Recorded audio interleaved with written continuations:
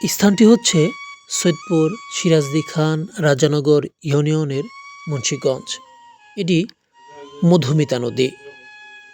পানির সঙ্গে এই যে দেখতে পাচ্ছেন সারি সারি নৌকা, এখানে বাস করে বেদেরা।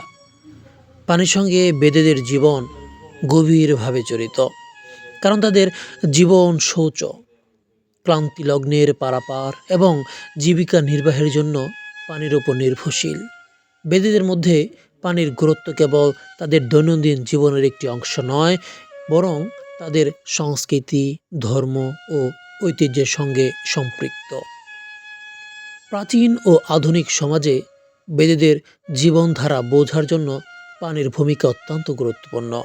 তারা সাধারণত নদীর তীরে, জলাশয় বা অন্যান্য পানির উৎসের কাছাকাছি বসবাস করে, যার কারণে তাদের জীবনে পানির প্রভাব সবচেয়ে বেশি।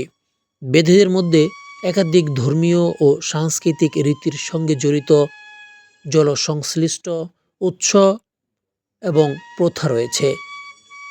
বিভিন্ন মতানুযায়ী পানির উৎসকে শুদ্ধ ও পবিত্র মনে করা হয় এবং তা ব্যবহার করার সময় বিশেষ কৌশল ও সতর্কতা অবলম্বন করা হয়।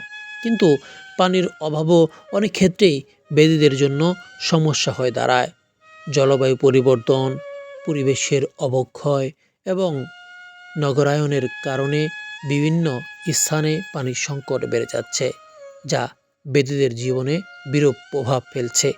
এই যে দেখতে পাচ্ছেন মধুমিতা নদীটি, যেটা নাকি প্রায় শুকিয়ে যাচ্ছে, হয়তোবা কিছুদিন পর এই স্থান থেকে স্থানে চলে যাবে।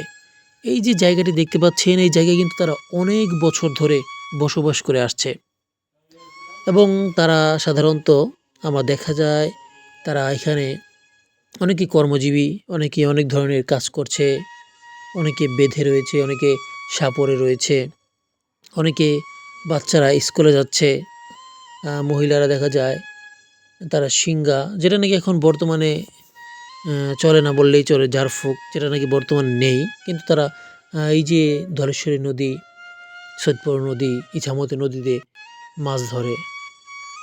এই হচ্ছে তাদের জীবন।